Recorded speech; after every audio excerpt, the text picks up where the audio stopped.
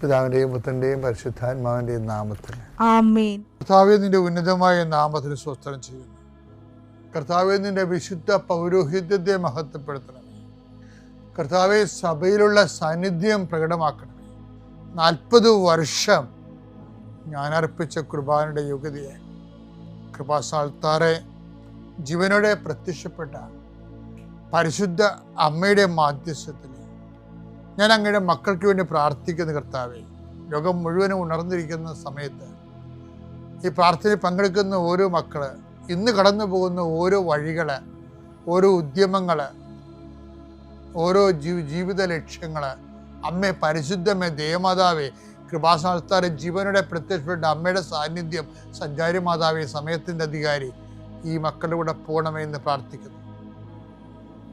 കർത്താവെ, മനസ്സ് വേദനിക്കുന്ന എല്ലാ വിഷയങ്ങളും, അവരുടെ മനസ്സ് വേദനിപ്പിക്കുന്ന എല്ലാ വ്യക്തികളും ഇപ്പോഴും ഈശോയുടെ നാമം നിർവീര്യമാകട്ടെ. കർത്താവെ, മനസ്സ് വിഷമിപ്പിക്കുന്ന സാഹചര്യങ്ങൾ, ചെയ്തെടുക്കേണ്ട ഉത്തരവാദിത്തങ്ങൾ, മറ്റുള്ളവർ നമ്മളെ പഴി പറയാൻ സാധ്യതയുള്ള എല്ലാ വിഷയത്തിൻ്റെ മേലും കർത്താവിൻ്റെ കരുണ ചൊരിയുകയും നിങ്ങളെ കർത്താവ് ഇന്ന് നിലനിർത്തി തരികയും ചെയ്യട്ടെ. നിങ്ങൾ പോകുന്ന വഴികൾ, കണ്ടുമുട്ടുന്ന വ്യക്തികൾ, ചെയ്യുന്ന കാര്യങ്ങൾ, യാത്ര ചെയ്യുന്ന വാഹനങ്ങൾ, ഒപ്പിടുന്ന പേപ്പറുകൾ, കൈമാറുന്ന രേഖകൾ, കഴിക്കുന്ന മരുന്ന് എല്ലാം മാതാവിൻ്റെ മധ്യസ്ഥതയിൽ യേശുനാമത്തിൽ അനുഗ്രഹിക്കപ്പെടുകയും നീ ദൈവത്തെ അനുഭവിക്കാൻ ഇന്ന് നിന്നെ സഹായിക്കുകയും ചെയ്യട്ടെ. നിത്യം പിതാവും പുത്രനും പരിശുദ്ധാത്മാവ് നീക്കുവാണ്. അമ്മേ പരിശുദ്ധ അമ്മേ, അമ്മേ പരിശുദ്ധമേ, ദൈവമാതാവേ, കൃപാസനത്തിലൂടെ ഞങ്ങൾക്കും ഞങ്ങളുടെ ദേശത്തിനും അമ്മ മധ്യസ്ഥം തേടി തന്ന എല്ലാ അനുഗ്രഹങ്ങൾക്കും കൃപകൾക്കും ഞങ്ങളിപ്പോൾ ഹൃദയം നിറഞ്ഞ നന്ദി പറയുന്നു.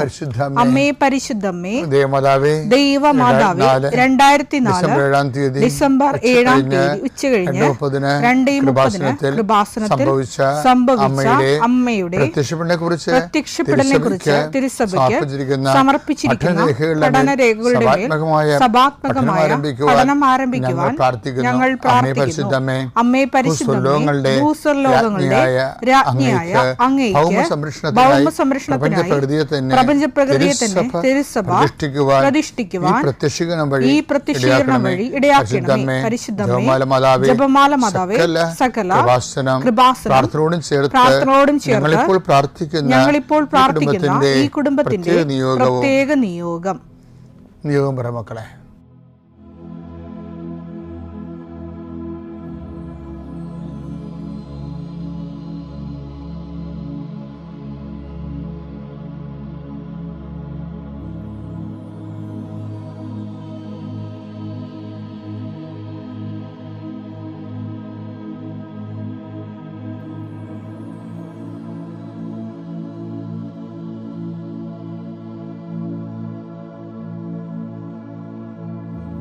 അമ്മയുടെ പ്രത്യക്ഷീകരണത്തിന്റെ ഈ അനുഗ്രഹവേളയിൽ ഞങ്ങൾക്ക് സാധിച്ചു തരുവാൻ കനിയണമേ. ആമേൻ. നമ്മൾ ഇന്ന് ഉടമ്പടിയുടെ നിത്യതയും അനുദിന ജീവിതവും ഒരുപോലെ അഭിസംബോധന ചെയ്യുന്ന ശക്തമായൊരു വചനം ഈ ദിവസങ്ങളിൽ എൻ്റെ ശ്രദ്ധയിൽപ്പെട്ടു. അത് 2 സാമുവേൽ 23:5.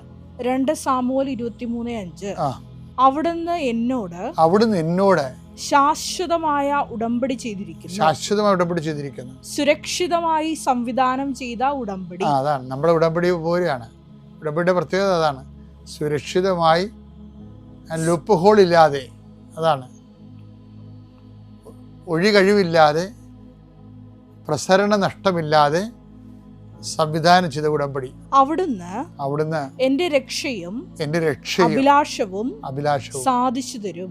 ഉടമ്പടി ഏറ്റവും വലിയ ഗുണം ഇതാണ്. രക്ഷ എന്ന് പറഞ്ഞാൽ നിത്യരക്ഷ, അഭിലാഷം എന്ന് പറയുന്നത് എന്താണ്? അനുദിന ആവശ്യങ്ങൾ. അപ്പം അനുദിന ആവശ്യങ്ങൾ നിത്യരക്ഷയും ഒറ്റ പാക്കേജിൽ കിട്ടണ എന്താണ്? അത് ഉടമ്പടിയാണ്. ഉടമ്പടിയിൽ ജീവിക്കുന്ന ആൾക്കാർ വളരെ പെർഫെക്റ്റ് ആയിട്ടുള്ള ദൈവത്തിൻ്റെ പ്ലാനും പദ്ധതിയും അനുസരിച്ച് പരിശുദ്ധാത്മാവ് രൂപകൽപ്പന ചെയ്ത ദൈവാനുഭവത്തിൻ്റെ, ദൈവ സംരക്ഷണത്തിൻ്റെ കൃപാസനത്തിലാണെങ്കിൽ നടക്കുന്നത് അതിനേക്കാൾ ശക്തമായ ഉടമ്പടിയാണ്. കാര്യം മാതാവാണ് ഇതിൻ്റെ പ്രയോക്താവും മാധ്യസ്ഥയും ഉടമ്പടിയുടെ. അപ്പം മരിയൻ ഉടമ്പടി എന്ന് പറയുന്ന കാരണം അതാണ്. ഒരു മനുഷ്യൻ്റെ ഭൗതികമായ ഇല്ലായ്മകളിലും പരിഹാരമാകാൻ ക്രിസ്തുവിനെ അതിൻ്റെ അകത്ത് ഭാഗഭാക്കാക്കുന്നത് ഒരു മരിയൻ കാഴ്ചപ്പാടാണ്. അതാണ് യേശുവിൻ്റെ അമ്മ അവനോട് അവർക്ക് വീഞ്ഞില്ല എന്ന് പറയണത്. അവർക്ക് വീഞ്ഞ് അവിടെ ഇല്ലായ്മ പറയേണ്ട ആൾ യേശു ആണെന്ന് ലോകത്തിന് ചൂണ്ടിക്കാണിക്കുന്നത് മറിയമാണ്. കാര്യം മറിയത്തിനെ ഹൃദയത്തിൽ സംഗ്രഹിച്ചു. മറിയം എന്താണ് ഹൃദയത്തിൽ സംഗ്രഹിച്ചതെന്ന് ഞാൻ എപ്പോഴും എന്നോട് തന്നെ ചോദിക്കും. ഇപ്പോഴും പരിശുദ്ധാത്മ പറയണത് യേശുവാണല്ല. ദൈവ മനുഷ്യാവതാരത്തിൻ്റെ ദിവ്യരഹസ്യങ്ങൾ ആദ്യം കൈമാറിയ സ്ത്രീ, രക്ഷാകര ചരിത്രത്തിലെ ദൈവം ഏറ്റെടുത്ത് അനുഗ്രഹിച്ച് ദൈവവഴി കൊടുത്ത പരിശുദ്ധ അമ്മ യേശു ആരാണെന്നുള്ള മുഴുവൻ വെളിപാടുകളുള്ള ആളാണ്. അതുകൊണ്ടാണ് ഈ ഇല്ലായ്മ വന്നപ്പോഴും യേശുവിൻ്റെ അമ്മ അവനോട് പറഞ്ഞു അവർക്ക് വീഞ്ഞില്ല. നമ്മുടെ ജീവിതത്തിൽ എന്ത് വന്നാലും മരിയൻ ഉടമ്പടിയിൽ എന്നും ഇതുപോലെ കനായിലെ കല്യാണത്തിൽ എന്നതുപോലെ നിൻ്റെ അമ്മ നിനക്ക് വേണ്ടി യേശുവിനോട് എന്നും നിനക്കത് ലഭിക്കുന്നത് വരെ അമ്മ നിൻ്റെ ആ ഉടമ്പടിയുടെ കാവൽക്കാരിയായിരിക്കും. അതുകൊണ്ടാണ് നമ്മൾ മരിയൻ മിഷൻ, അവൻ പറയണ പോലെ ചെയ്തെന്നാണ് മരിയൻ മിഷൻ. ആ മരിയൻ മിഷനിലാണ് നമ്മൾ നിൽക്കുന്നത്. അത് ഈ നോൻപ് കാലത്ത് അർത്ഥവത്തായിട്ട് ഊർജ്ജസ്വരമായിട്ട് ചെയ്യാൻ ദൈവം നമ്മൾ അനുഗ്രഹിക്കട്ടെ. പിതാവിൻ്റെയും പുത്രൻ്റെയും പരിശുദ്ധാത്മാവിൻ്റെയും നാമത്തിൽ. വിശ്വാസ പ്രമാണം. സർവശക്തനായ പിതാവും ആകാശത്തിൻ്റെയും ഭൂമിയുടെയും സൃഷ്ടാവുമായ ദൈവത്തിൽ ഞാൻ വിശ്വസിക്കുന്നു. അവിടുത്തെ ഏകപുത്രനും ഞങ്ങളുടെ കർത്താവുമായ ഈശോമിശിഹായിലും ഞാൻ വിശ്വസിക്കുന്നു. ഈ പുത്രൻ പരിശുദ്ധാത്മാവിനാൽ ഗർഭസ്ഥനായി കന്യകാമറിയത്തിൽ നിന്ന് പിറന്ന് പൊന്തിയോസ് പീലാത്തോസിന്റെ കാലത്ത് പീഡകൾ സഹിച്ച് കുരിശിൽ തറയ്ക്കപ്പെട്ട് മരിച്ച് അടക്കപ്പെട്ട് പാതാളങ്ങളിൽ ഇറങ്ങി മരിച്ചവരുടെ ഇടയിൽ നിന്ന് മൂന്നാം നാൾ ഉയർത്ത് സ്വർഗത്തിലേക്ക് എഴുന്നള്ളി സർവശക്തിയുള്ള പിതാവായ ദൈവത്തിന്റെ വലതുഭാഗത്തിരിക്കുന്നു. അവിടെ നിന്ന് ജീവിക്കുന്നവരെയും മരിച്ചവരെയും വിധിക്കുവാൻ വരുമെന്നും ഞാൻ വിശ്വസിക്കുന്നു. പരിശുദ്ധാത്മാവിലും ഞാൻ വിശ്വസിക്കുന്നു. വിശുദ്ധ കത്തോലിക്കാ സഭയിലും പുണ്യവാന്മാരുടെ ഐക്യത്തിലും പാപങ്ങളുടെ മോചനത്തിലും ശരീരത്തിന്റെ ഉയർപ്പിലും നിത്യമായ ജീവിതത്തിലും ഞാൻ വിശ്വസിക്കുന്നു. ആമേൻ. സ്വർഗ്ഗസ്ഥനായ ഞങ്ങളുടെ പിതാവേ, അങ്ങയുടെ നാമം പൂജിതമാകണമേ. അങ്ങയുടെ രാജ്യം വരണമേ. അങ്ങയുടെ തിരുമനസ് സ്വർഗത്തിലെ പോലെ ഭൂമിയിലുമാകണമേ. അന്നു വേണ്ടുന്ന ആഹാരം ഇന്ന് ഞങ്ങൾക്ക് തരണമേ. ഞങ്ങളോട് തെറ്റ് ചെയ്യുന്നവരോട് ഞങ്ങൾ ക്ഷമിക്കുന്നത് പോലെ ഞങ്ങളുടെ തെറ്റുകൾ ഞങ്ങളോടും ക്ഷമിക്കണമേ. ഞങ്ങളെ പ്രലോഭനത്തിൽ ഉൾപ്പെടുത്തരുതേ, തിന്മയിൽ ഞങ്ങൾ രക്ഷിക്കണമേ. ആമേൻ. നന്മ നിറഞ്ഞ മറിയമേ സ്വസ്തി. കർത്താവ് അങ്ങയുടെ കൂടെ സ്ത്രീകളിൽ അങ്ങ് അനുഗ്രഹിക്കപ്പെട്ടവളാകുന്നു. അങ്ങയുടെ ഉദരത്തിൻ ഫലമായി ഈശോ അനുഗ്രഹിക്കപ്പെട്ടവനാകുന്നു. പരിശുദ്ധ മറിയമേ, തമ്പുരാന്റെ അമ്മേ, പാപികളായ ഞങ്ങൾക്ക് വേണ്ടി ഇപ്പോഴും ഞങ്ങളുടെ മരണസമയത്തും തമ്പുരാനോട് അപേക്ഷിക്കണമേ. ആമേൻ. അതായത് ഈ റീന നിലമ്പൂരിൻ്റെ സാക്ഷ്യം ഉണ്ടല്ലോ, റീന നിലമ്പൂരിൻ്റെ വിഷയം എന്ന് പറഞ്ഞത് ഒരു മകനാണ് വിഷയം. അമ്മയും മകനും അപ്പം മകൻ്റെ വിശ്വാസ ജീവിതത്തിൽ ഇവർക്ക് വല്ലാത്തൊരു സ്വാധീനമാണ്. എന്ന് വെച്ച് കഴിഞ്ഞാൽ ദൈവത്തെ നിർത്തിക്കൊണ്ടാണ് ഈ മകൻ്റെ ജീവിതം ഇവർ ഡിസൈൻ ചെയ്തിരിക്കുന്നത്. അതുകൊണ്ട് അമ്മയും ദൈവവും തമ്മിലുള്ള നല്ല ബന്ധമുണ്ടെന്ന് മകന് ബോധ്യമാണ്. ഇവിടുത്തെ ഒരു പ്രോബ്ലം എന്ന് വെച്ച് കഴിഞ്ഞാൽ ഈ റീന നിലമ്പൂരിൻ്റെ മകൻ്റെ സാക്ഷ്യം, അവർ അമ്മയും മകനും കൂടിയാണ് സാക്ഷ്യം പറഞ്ഞിരിക്കുന്നത്. അപ്പോൾ അവൻ പറയുന്നുണ്ട്, അവനൊരു എന്തോ ഒരു ബിടെക് എൻജിനീയറാണ്. ആ ബിടെക് എൻജിനീയർ ആണെങ്കിൽ അവൻ ഹോസ്റ്റലിലൊക്കെ പഠിച്ച് അവൻ്റെ വയറൊക്കെ പോയായിരുന്നു. ഹോസ്റ്റലിൽ പഠിക്കാൻ പോയിട്ട് അവിടുത്തെ ഭക്ഷണം കിട്ടുന്നത് എനിക്കറിയാമല്ല. നമ്മുടെ വീട്ടിൽ അമ്മമാർ കൊടുക്കുന്ന ഭക്ഷണം ലോകത്ത് എൻ്റെ അമ്മ മരിച്ചിട്ട് പിന്നെ എൻ്റെ ഭക്ഷണം മരിച്ചുപോയി. ഇന്ന് വരെ ഞാൻ പിന്നെ ഭക്ഷണം കഴിക്കേണ്ട ജീവിക്കാൻ വേണ്ടിയൊക്കെ ഒന്നുമില്ല. അത്രയും അമ്മ ചമ്മന്തി അരച്ച് തന്നപ്പോൾ ഞാൻ അമ്മയുടെ കൈവ് നക്കുമായിരുന്നു 5ാം ക്ലാസ്സിലേക്ക് പഠിക്കുന്ന കാലത്ത് വരെ. അതാണ് അമ്മ. എന്നിട്ട് അമ്മ തന്നെ, വേറെ തന്നെ പകരമില്ല. അപ്പോൾ ഇതുവരെ ഹോസ്റ്റലിൽ പഠിക്കണത് തന്നെ അത് തന്നെ ഒരു ടോർച്ചറിങ്ങാണ് ശരിക്കും. പിന്നെ അവിടുത്തെ ഹോസ്റ്റലിലെ ജീവിതമൊക്കെ എന്ന് പറയുമ്പോൾ ഇവന് അൾസറായിപ്പോയി അവസാനം. അൾസർ എന്ന് വെച്ച് കഴിഞ്ഞാൽ നല്ലവണ്ണം മക്കളെ നോക്കി നിൽക്കുന്ന അമ്മമാർ ഈ കോലം കെട്ട് വരുമ്പോൾ അവർ സഹിക്കത്തില്ല. അത്രയ്ക്ക് പ്രശ്നമാണ്. അപ്പോൾ ഇത് വലിയൊരു വിഷയമാണ്. പക്ഷെ പഠിക്കാതിരിക്കാൻ പറ്റത്തില്ല. കേരളത്തിൽ പോയി പുറത്ത് പോയി പഠിക്കുകയാണ്. ഇവനെയാണെങ്കിൽ പരീക്ഷയ്ക്ക് അറ്റൻഡൻസും ഇല്ല. എന്താ ഭക്ഷണം എപ്പോഴും ഇങ്ങനെ പൊളിച്ചത് കെട്ടലും ഛർദിലും പനിയൊക്കെ ആയിട്ട് എല്ലാ അറ്റൻഡൻസും പോയിരിക്കുകയാണ്. കൊളാപ്സായി, പഠനജീവിതം കൊളാപ്സായി. പഠനജീവിതം കൊളാപ്സായപ്പോഴും അമ്മ എന്നിട്ടും വിശ്വാസം കളയാതിരിക്കുന്ന കാരണം ഇവൻ റിലേ ചെയ്തിരിക്കുന്ന മുഴുവൻ അമ്മയുടെ വിശ്വാസത്തിലാണ്. എന്താ കാര്യം? അമ്മ പറഞ്ഞ ദൈവം എപ്പോഴായാലും ഇതിന് മറുപടി ഉണ്ടാകുമെന്ന്. മക്കൾ അങ്ങനെ വിശ്വസിക്കണം ശരിക്കും. അത് എനിക്ക് ഭയങ്കര ഇഷ്ടപ്പെടുകയായിരുന്നു സാക്ഷ്യം കേട്ടപ്പോൾ. ദൈവമായിട്ട് അമ്മയ്ക്ക് ബന്ധമുണ്ടെന്ന് മക്കൾക്ക് പ്രാർത്ഥന കൊണ്ട് മാത്രമല്ല ജീവിതം കൊണ്ട് മനസ്സിലാകണം. കാര്യം അവരൊക്കെ നല്ലവണ്ണം നിങ്ങളെക്കാൾ പഠിച്ച മക്കളാണ്. നിങ്ങളെയൊക്കെ പഠിച്ച മക്കളാണ്, ചിന്തിച്ച മക്കളാണ്. നമ്മൾ വളർന്നു വന്ന കാലമല്ല ഇത്. 10 എടുത്ത് 5 നിരീശ്വരവാദികളാണ് ലോകത്തുള്ളത്. കോളേജിലൊക്കെ ചെന്ന് കഴിഞ്ഞാൽ മുഴുവനും നിരീശ്വരവാദികളാണ്. പ്രൊഫസർമാരായിട്ട് വന്ന പകുതി 10-20% മാത്രമേ വിശ്വാസികളുണ്ടെന്ന് പറഞ്ഞാലും അവിടെ ജീവിതം കണ്ടു കഴിഞ്ഞാൽ വിശ്വാസിയാണ് അവിശ്വാസിയാണെന്ന് നമുക്കറിയത്തില്ല. അങ്ങനെ ഒരു കൺഫ്യൂഷൻ പിടിച്ചൊരു കാലഘട്ടത്തിലാണ് നമ്മുടെ മക്കളെ വളർന്നു വരേണ്ടത്.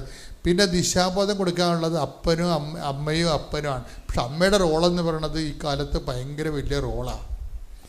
അതുകൊണ്ട് തന്നെ അമ്മയെ നിങ്ങളുടെ പുരുഷന്മാരോട് ഞാൻ പറയുന്നതാണ്, നിങ്ങളുടെ മക്കളെ പോറ്റാനുള്ള സ്ത്രീയെ നിങ്ങൾ സൃഷ്ടിക്കുമ്പോൾ സെലക്ട് ചെയ്യുമ്പോൾ 10 വട്ടം നിങ്ങൾ ചിന്തിക്കണം.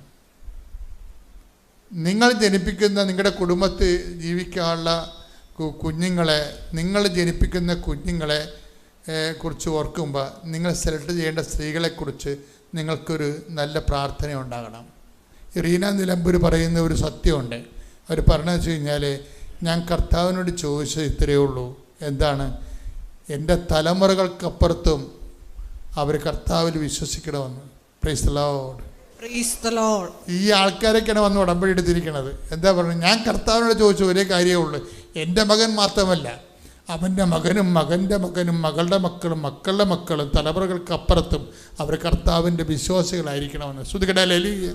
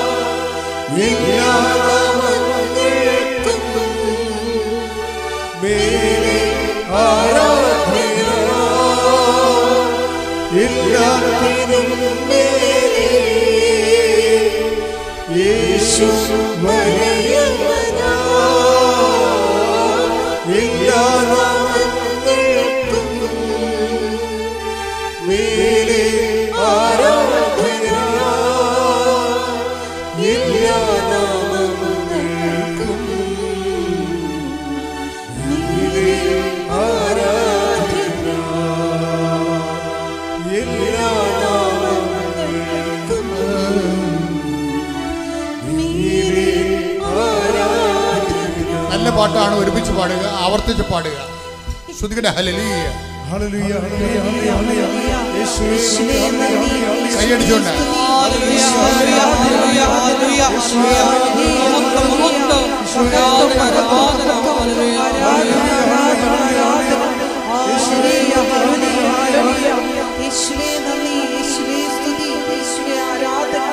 വലുതായിരുന്നു. അത് വീട് വിറ്റാലേ കടഭാരം തീരത്തുള്ളായിരുന്നു. കടഭാരം തീരുന്ന വീട് വിറ്റ് കടഭാരം തീർക്കാൻ വേണ്ടിയിട്ട് ഒത്തിരി ഭാരപ്പെട്ടു, ഒത്തിരി വിഷമിച്ചു. നിയോഗത്തിൻ്റെ അടിസ്ഥാനത്തിൽ മാതാവിൻ്റെ ഒരു ഭയങ്കര അനുഗ്രഹം ഞങ്ങൾക്കുണ്ടായിരുന്നു. അത് കഴിഞ്ഞു ഈ കടഭാരത്തിൻ്റെ മധ്യത്തിൽ എനിക്ക് യൂട്രസിലെ 4 മാസം ഇവിടെ അടുപ്പിച്ച് വന്നു. പിന്നെ എനിക്ക് വരാൻ പറ്റിയില്ല. നിയോഗം ഉടമ്പടി എടുത്തതിൻ്റെ ഒരു അനുഗ്രഹമായിരിക്കും. എൻ്റെ വയറ്റിൽ മുഴയായിരുന്നു, യൂട്രസിനകത്ത് 7 മുഴയുണ്ടായിരുന്നു. ഞാനൊന്നും അറിഞ്ഞില്ല, എനിക്കൊന്നും അറിയില്ലായിരുന്നു. ആൾക്കാരൊക്കെ എൻ്റെ വയറ് കാണുമ്പോഴത്തേക്ക് എല്ലാവരും എന്നോട് ചോദിക്കും, നിൻ്റെ വയറ്റിൽ. എനിക്ക് കുഴപ്പമൊന്നുമില്ല. പിന്നെ എൻ്റെ ഒരു ഫ്രണ്ട് ഹോസ്പിറ്റലിൽ എന്നെ നിർബന്ധിച്ച് കൊണ്ടുപോയി. അവിടെ ചെന്നപ്പോൾ ഡോക്ടർ പറഞ്ഞു കുഴപ്പമൊന്നുമില്ല സഹോദരിക്ക്. അപ്പോൾ ഞാൻ ആശ്വാസം പറഞ്ഞു, ഇവക്കായിരുന്നു കുഴപ്പം. പിന്നെ ഒന്ന് സ്കാൻ ചെയ്യാൻ പറഞ്ഞു. സ്കാൻ ചെയ്ത് കഴിഞ്ഞപ്പം വലിയ മുഴകൾ, 16 സെൻറ്റിമീറ്റർ, 10 സെൻറ്റിമീറ്റർ, 8 സെൻറ്റിമീറ്റർ വലിയ മുഴകൾ. ഉള്ളിലങ്ങ് പേടിയായിരുന്നു. എനിക്ക് ഭയങ്കര ഹൈ ഷുഗർ, കൊളസ്ട്രോളും ഒക്കെ ഉണ്ടായിരുന്നു. അപ്പം ഡോക്ടർ പറഞ്ഞു ഓപ്പറേഷൻ ചെയ്യാൻ പറ്റത്തില്ല എന്ന് പറഞ്ഞു. അപ്പോൾ എൻ്റെ മോള് ബാങ്ക് കോച്ചിങ് പഠിച്ചുകൊണ്ടിരിക്കുന്നു. അവൾ പഠിത്തം നിർത്തിയിട്ട് എന്നെ വന്ന് നോക്കി. എൻ്റെ ഷുഗർ കുറച്ചു, ഓപ്പറേഷൻ ചെയ്യിപ്പിച്ചു. പക്ഷെ അപ്പം മോൻ ഗൾഫിലായിരുന്നു. അപ്പോൾ ഞാൻ വിചാരിച്ചു ഇനി മോനെ ഒന്ന് കാണാൻ പറ്റത്തില്ല. അവസാനത്തെ ഒരു കുമ്പസാരമൊക്കെ കുമ്പസാരിച്ചിട്ട് എനിക്ക് ക്യാൻസർ ആയിരിക്കുമെന്ന് ഞാൻ വിചാരിച്ചു തന്നെയില്ല. മാതാവ് എന്നോട് വന്ന് പറഞ്ഞു, നിന്നെ 4ാമത് ഓപ്പറേഷൻ ചെയ്ത് 3ാമത് ചെയ്ത ആളിറങ്ങുമ്പോൾ 4ാമത് തന്നെ ചെയ്യുന്നതായിട്ട് പറഞ്ഞു.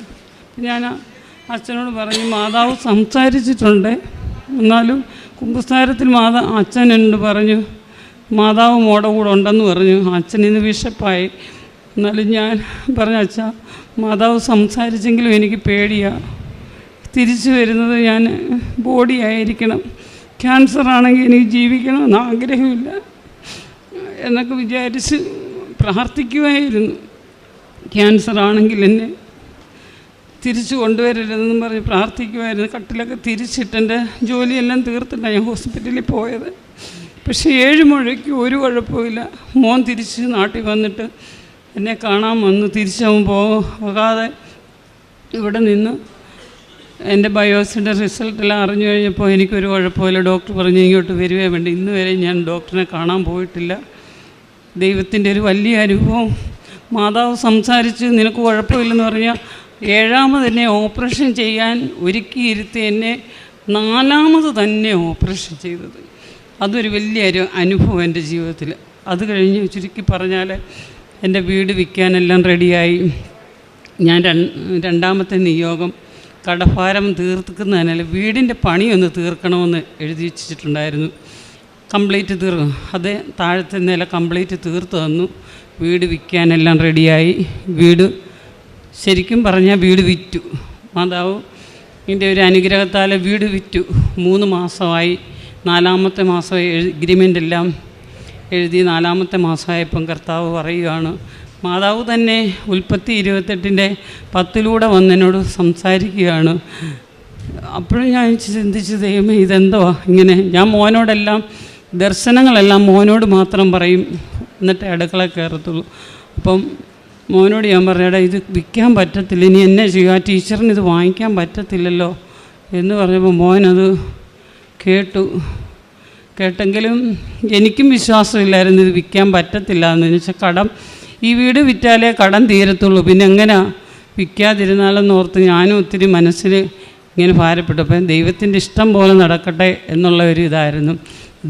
ഞങ്ങളുടെ ദേശത്തും എല്ലാവർക്കും അറിയാം, ഒരു ദിവസം 5 പേരൊക്കെ വീട് വന്ന് നോക്കുകയും അപ്പോഴെല്ലാം ഞാൻ ദൈവത്തോട് പറയും, ദൈവമേ ഈ ദേശത്ത് മാനിക്കാവുന്ന വാഗ്ദത്തം ചെയ്തിട്ടുണ്ടല്ലോ.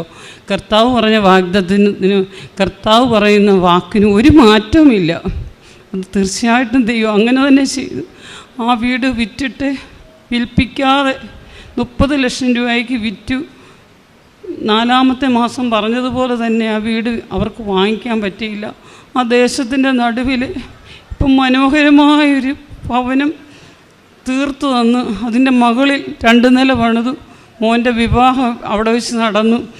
അതൊക്കെ ഒരു അത്ഭുതമെന്ന് പറഞ്ഞാൽ മാത്രം മതി. ദൈവം എങ്ങനെ ചെയ്തു. ഇപ്പം ഞങ്ങൾ കഴിഞ്ഞ ഒരു സിസ്റ്റർ വീട്ടിൽ വന്നിട്ട് ചോദിക്കുക, മിനി ഇതെങ്ങനെ ദൈവം തന്നു, ഇത്രയും സ്ഥലം നിങ്ങൾക്ക് എങ്ങനെ, എത്ര ലക്ഷം രൂപ കൊടുത്താൽ നിങ്ങൾ വാങ്ങിച്ചത്? ഞാൻ പറയും, സിസ്റ്ററെ ദൈവം തന്നു, ദൈവം തന്നല്ലാതെ ഞങ്ങൾക്ക് ലക്ഷങ്ങളൊന്നും കൊടുത്തില്ല.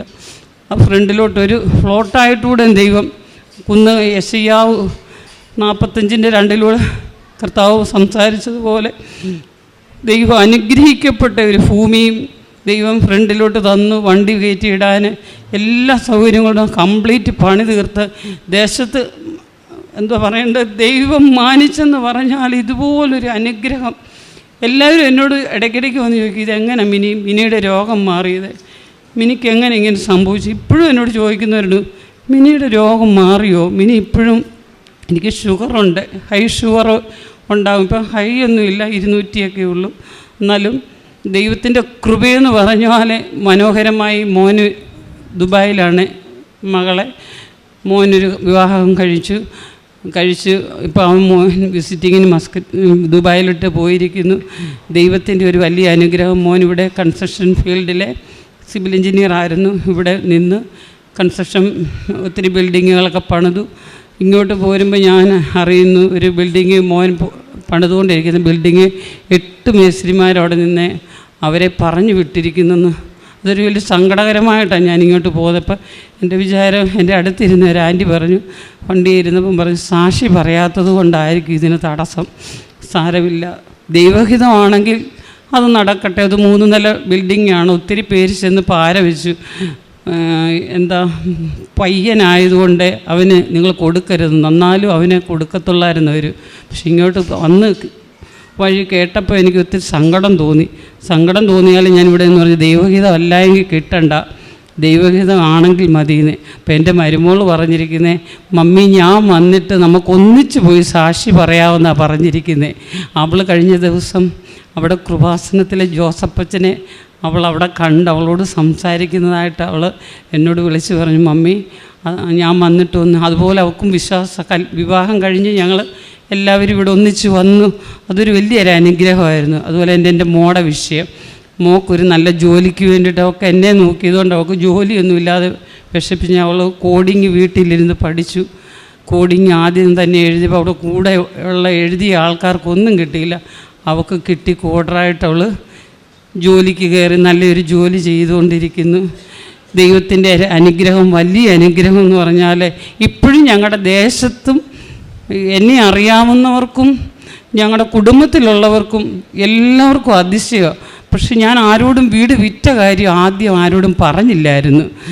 എന്നെ സ്നേഹിക്കുന്ന 2-3 അച്ഛന്മാരോടും ഇറമ്പാച്ചനോടും ഒക്കെ പറഞ്ഞു, ഇങ്ങനെ വിറ്റു, പ്രാർത്ഥിക്കണം, ദൈവഹിതം പോലെ നടക്കട്ടെ എന്ന്. അപ്പോൾ എനിക്ക് ഈ അനുഭവങ്ങൾ ഉണ്ടാകുമ്പോഴെല്ലാം ഞാൻ അവരോടൊന്ന് പറയുമായിരുന്നു, അവർക്കൊന്നും മനസ്സിലാകാൻ വേണ്ടിയിട്ട്. ഇപ്പം ഞാൻ ആരോടും പറയത്തില്ല. മകൻ പറയുന്നു, മമ്മി ആരോടും പറയണ്ട, ദൈവത്തിൻ്റെ ഒരു വലിയ അനുഗ്രഹം എന്ന് പറഞ്ഞാൽ ഇത് പറഞ്ഞറിയിക്കാൻ വയ്യാത്തൊരു വലിയൊരു സാക്ഷി. ഈ കൃപാസനത്തിലെ മാതാവ്, സഞ്ചാരി മാതാവ് പ്രവർത്തിക്കുന്ന ആ വലിയ അനുഗ്രഹം. മാതാവ് സംസാരിക്കുമോ എന്ന് ചോദിച്ചാൽ സംസാരിക്കും, എല്ലാം പറയും. എൻ്റെ പേര് സിജു ട്രീസ, മണിമേലയിൽ നിന്ന് വരുന്നു. ആദ്യമായി തിരുക്കുമാരനും അമ്മയ്ക്കും ജോസഫ് അച്ഛനും 1000 നന്ദി പറയുന്നു.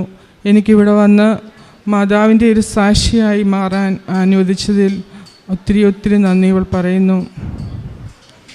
ഞാൻ ഇവിടെ ആദ്യമായി വരുന്നത് 2022 ഓഗസ്റ്റ് 20-ാം തീയതിയാണ്. ഞാൻ നിയോഗം വെച്ചതിൽ ആദ്യത്തേത് വെച്ചത് എനിക്ക് മൈഗ്രെയിൻ ഉണ്ടായിരുന്നു. 2016 തൊട്ട് 2016 എനിക്ക് കഠിനമായ തലവേദന വരികയും ഹോസ്പിറ്റലിൽ അഡ്മിറ്റായി CT സ്കാനും MRI ഒക്കെ എടുത്തു. പക്ഷേ അതിലൊന്നും കാണുന്നില്ല എന്ന് ഡോക്ടർ പറഞ്ഞു. അപ്പോൾ 7 ദിവസത്തെ ആൻറ്റിബയോട്ടിക് കഴിഞ്ഞ് ഡിസ്ചാർജായി. ഡോക്ടർ പറഞ്ഞു, ടെൻഷൻ അടിക്കരുത്, ടെൻഷനും കൊണ്ട് വരുന്ന മൈഗ്രെയിനാന്ന് പറഞ്ഞു. മൈഗ്രെയിനാ, ഒട്ടും ടെൻഷൻ അടിക്കാൻ പറ്റത്തില്ല എന്ന് പറഞ്ഞു. അപ്പോൾ ഞാൻ ഡിസ്ചാർജ് മേടിച്ചു, ഹോസ്പിറ്റലിൽ നിന്ന് പോരുന്നു.